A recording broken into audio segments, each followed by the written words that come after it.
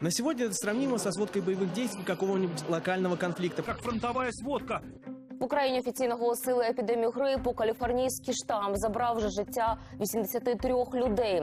От гриппа в России погибли уже 50 человек, причем 24 только за минувшую неделю.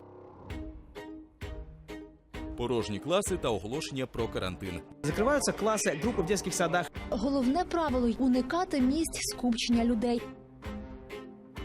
Во вспышках заболевания некоторые находят подтекст и считают, что за этим стоит целая кампания. Американцы длительное время вели активную бактериологическую войну с Кубой. Я не исключаю, что именно американцы тут подсуетились в этой ситуации. Начинают такую войну против нашей страны. Судя по всему, именно с Украины. И пришел в Россию свиной грипп. Вирус на этот раз пришел к нам с Украины. К нам болезнь пришла из Украины. Грипп проникает через Украину. География распространения вируса как фронтовая сводка. Вирус атакует сразу по двум направлениям: с юга и с запада, из стран Закавказья и из территории Украины.